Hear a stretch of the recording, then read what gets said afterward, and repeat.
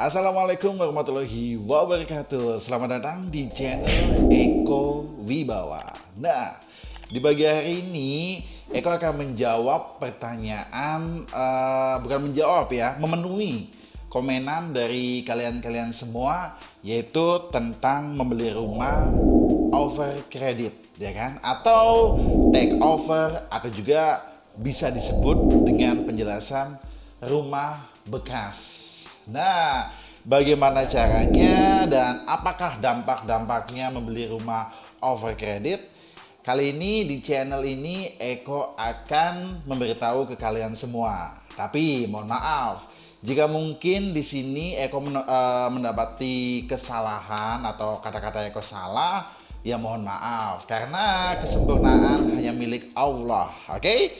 Langsung aja yuk, apa-apa yang harus diperhatikan dan bagaimana caranya dan apakah dampaknya, Eko akan jelaskan di konten kali ini. Ya, which is it?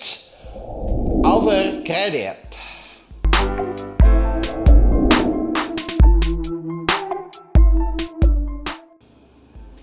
Over credit caranya bagaimana sih? Di sini Eko akan menjelaskan 3 cara kita melakukan over credit. Entah itu aman, tidak aman, atau bencana buat kalian. Oke nih, di konten ini Eko langsung ngejelasin ya 3 caranya atau 3 langkahnya yang harus kita lakuin. Bagaimana sih?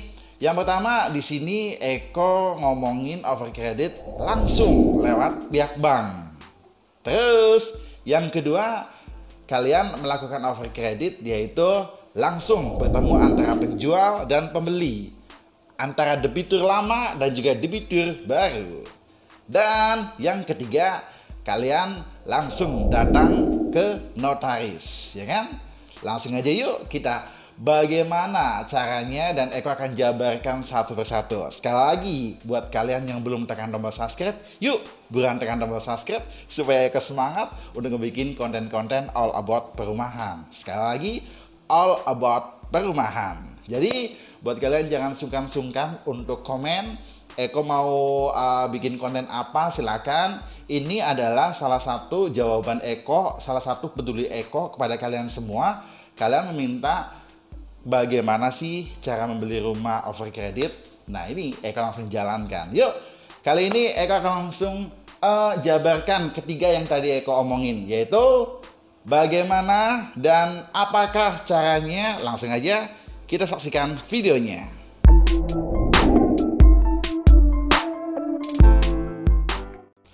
That's right. Yang pertama ini udah nggak perlu diragukan dan juga udah nggak perlu dipikirkan secara negatif. Yang pertama, kalian ngebeli over credit atau rumah bekas atau take over lewat pihak bank. Itu adalah salah satu hal yang tepat yang kalian lakukan. Biasanya nih ya, kalian tanya ke pihak bank, Pak, ada rumah take over nggak? Pasti pihak bank tidak akan menjawab ya ada. Karena pihak bank sudah ada peraturan-peraturan antara developer dan juga pihak bank. Jadi peraturan tersebut apa sih? Biasanya kalau rumah-rumah yang nunggak atau rumah-rumah yang sudah disita sama bank, biasanya dikembalikan lagi ke developer dan akan di-refresh atau akan diulang lagi seperti didaur ulang oleh pengembang, akan dibelikan atau dijadikan KPR baru. Maka dari itu, kalau kalian mau beli rumah over credit lewat pihak bank, pasti pihak bank biasanya tidak akan memberikan langsung seperti itu. Karena mungkin antara pengembang dan juga pihak bank ada perjanjian. Tapi bagaimana kalau misalkan nggak ada perjanjian antara developer dan juga pihak bank? Eko nggak tahu deh, mungkin langsung dikasih, ya kan? Karena itu adalah merupakan kebijakan dari developer tertentu. Jadi antara developer satu dengan developer yang lain, mungkin peraturannya berbeda. Itu kalau kalian lewat pihak bank. Nah, di sini Eko akan ngejelasin lewat pihak bank kenapa aman. Yang pertama, kalian ya ini lewat jalur langsung ketemu sama si debitur pertama atau penjual gitu kan. Kalian bertemu nih antara pembeli dan juga penjual.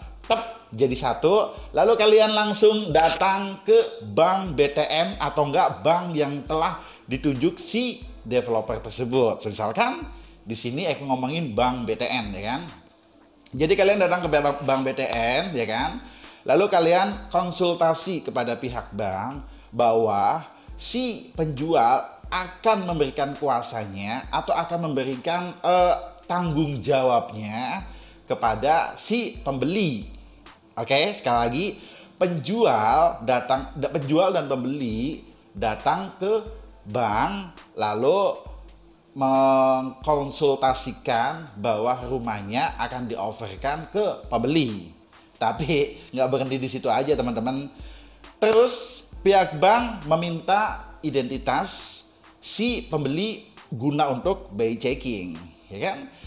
Ya kalau kalian beli rumah over kredit, kalau kalian udah punya rumahnya, pasti tidak bisa untuk memiliki rumah yang kedua, karena ini lewat bank. Nah, terus habis itu buy checking lolos nih ya, terus si pihak bank meminta identitas seperti instansi tempat bekerja atau mungkin usaha kalian.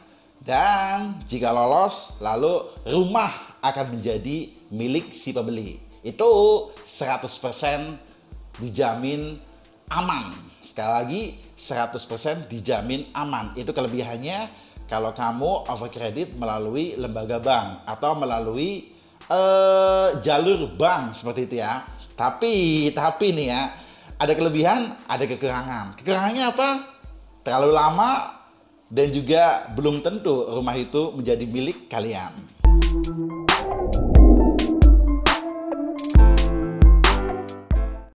Yang kedua ini si Eko katakan aman dan tidak aman sih ya, tapi tergantung kalian menyikapinya, ya kan? Yang kedua yaitu melalui pihak notaris. Jadi di sini pembeli dan juga penjual datang ke notaris. Nah, entah itu transaksinya dimanapun, yang penting ada notarisnya gitu. Terus di situ notaris akan meminta identitas penjual dan identitas pembeli digabungkan jadi satu, jebret. jebret.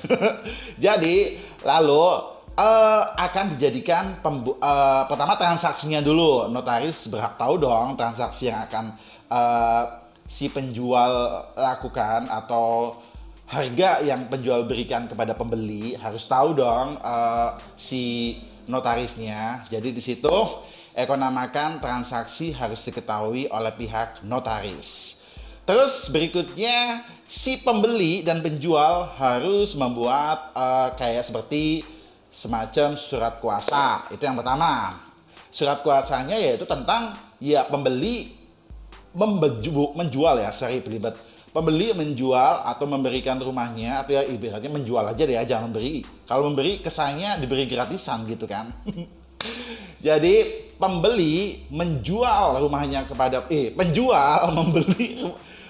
menjual rumahnya kepada pembeli.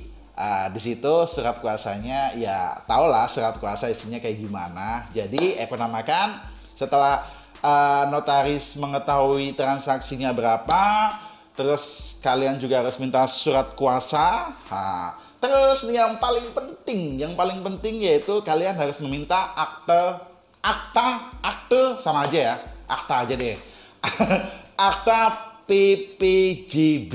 Sekali lagi, akta PPJB. Nah, di situ bagaimana cara pembuatan akta PPJB kok nanti di video selanjutnya Eko akan jelaskan bagaimana prosesnya pembuatan PPJB atau AJB atau yang lainnya. Nanti Eko akan jelaskan di video berikutnya. Karena di video ini khusus membeli rumah secara over credit, ya kan? Lalu setelah membuat akta PPJB, terus notaris, penjual, pembeli langsung datang ke bank yang ditunjuk. Guna untuk apa? Notifikasi atau perubahan, ya kan?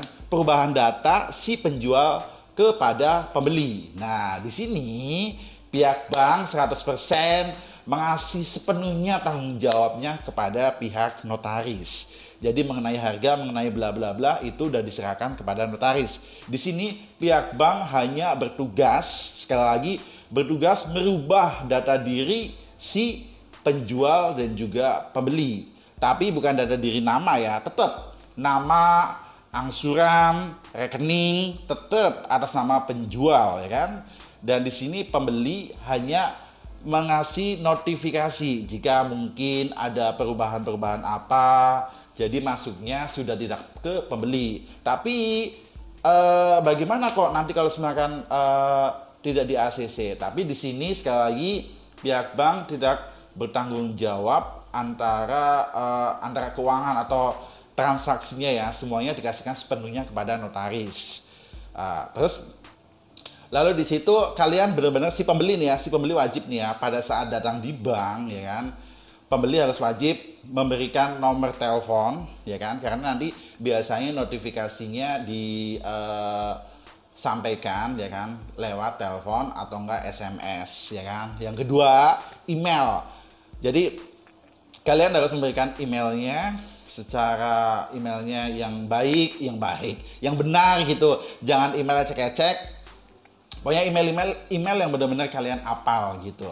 Karena notifikasinya biasanya dikasihkan, sekali lagi dikasihkan via SMS dan juga via telepon atau enggak via email. Jadi di situ pembeli harus wajib memberikan email dan juga nomor telepon kepada si bank. Terus yang ketiga, proses pembayaran itu bukan dilakukan di depan bank BTN ya. Proses pembayaran itu antara penjual dan pembeli ya. Oke, pembayaran selesai, lalu serah terima kunci antara penjual dan juga pembeli. Ya, itu kalau lewat notaris. Nah, di sini aku juga akan kasih tahu, ya kan, kasih tahu tentang kelebihan dan juga kekurangan. Kelebihannya apa sih kalau lewat notaris? Biasanya yang pertama cepat. Memang waktunya berbeda sama kalian lewat bank. Cepat, ya kan? Terus yang kedua, ada yang tanggung jawab, yaitu notaris. Itu kelebihannya ya. Terus juga diketahui oleh pihak bank juga transaksi kalian, ya kan? Terus kekurangannya nih, kekurangannya memakan biaya terlalu banyak.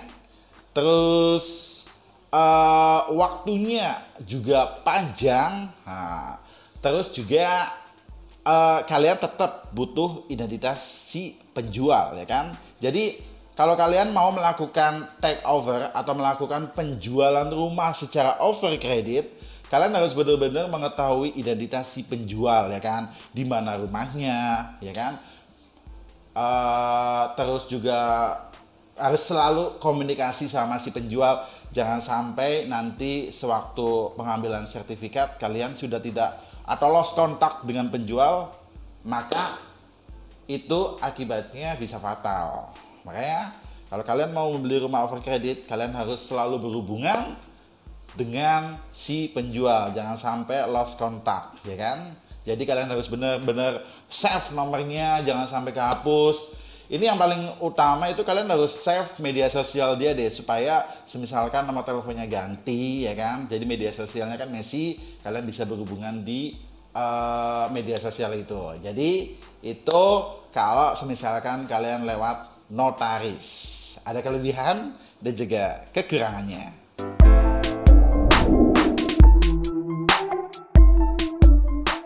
Dan yang berikutnya yaitu langsung antara penjual dan juga pembeli. Nah, ini nih yang sering kalian lakukan, ya kan?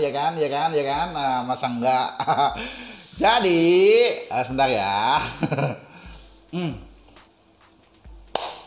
Ya kan? Nah, masa enggak?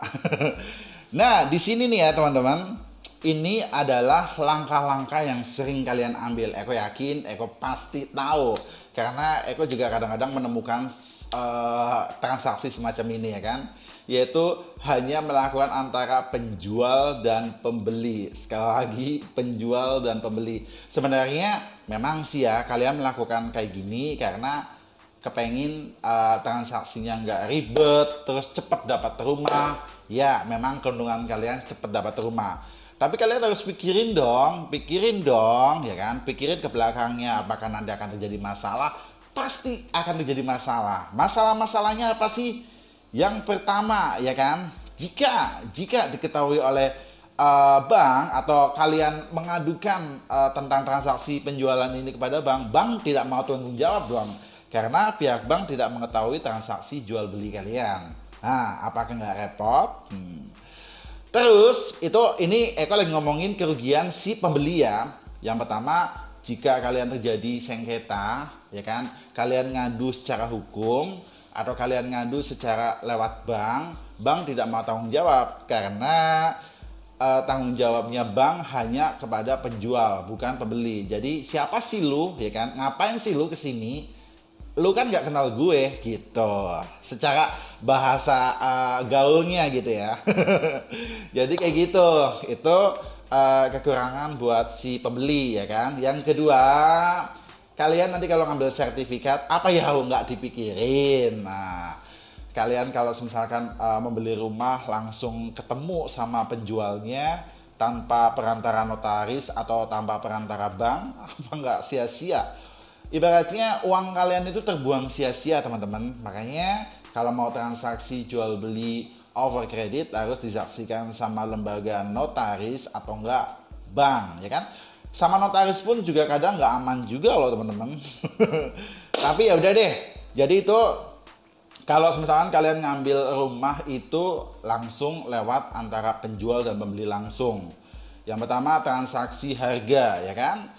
Dan syarat yang kedua, lalu kalian tanda tangan surat kuasa. Ya biasanya memang sih orang-orang berpikiran kalau tanda tangan di atas materai itu sah di mata hukum. Memang sah di mata hukum. Tapi kalian harus pikir secara logika. Ya kan? Gimana nanti sangkut pautnya sama bank? Apakah bank mau menindaklanjuti surat kuasa kalian? Ya kan? Pasti bank tidak mau. Karena transaksi tersebut tidak didasari hukum yang baik dan benar.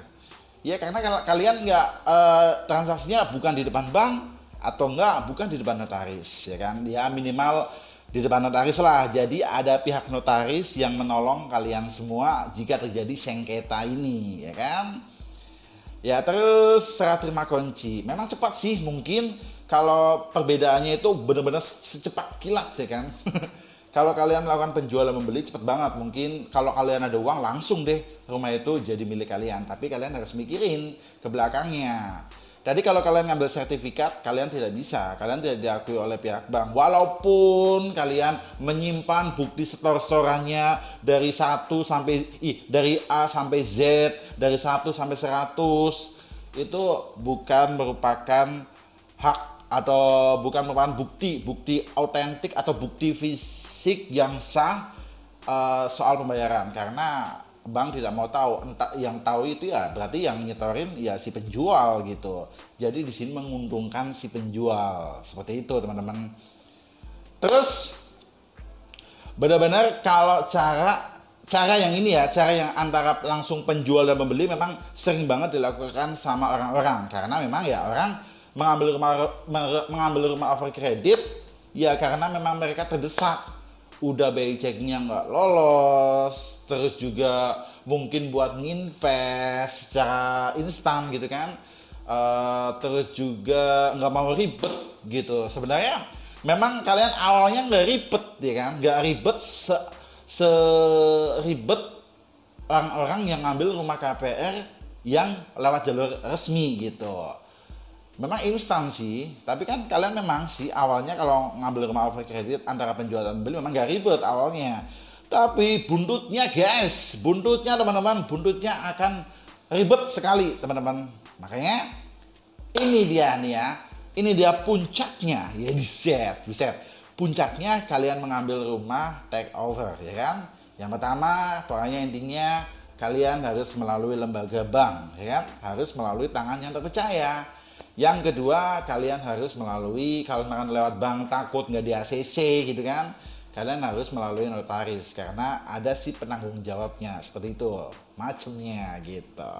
Oke deh, Semoga video kali ini sangat bermanfaat buat kalian. Jangan lupa Eko tunggu like, komen, dan juga subscribe-nya, ya kan? Dan juga jangan lupa ya, jangan lupa dan jangan sampai lupa untuk komen, masukin apa kayak Eko ngebikin konten tentang perumahan apa, silakan aja masukin di sini. Oke deh. Semoga sekali lagi tips atau pemberitahuan membeli rumah secara over kredit bisa kalian bukan itu ya maksudnya. Pokoknya intinya bisa menambah informasi buat kalian untuk mengambil rumah over kredit, ya kan? Terus yang kedua juga kalian harus berhati-hati dalam membeli rumah over kredit, ya kan? Pokoknya intinya pesan dari Eko, kalian harus melalui lembaga bank atau enggak setidaknya lewat notaris. Oke? Saya Eko Wibawa mengucapkan wassalamualaikum warahmatullahi wabarakatuh. Dadah. Bye.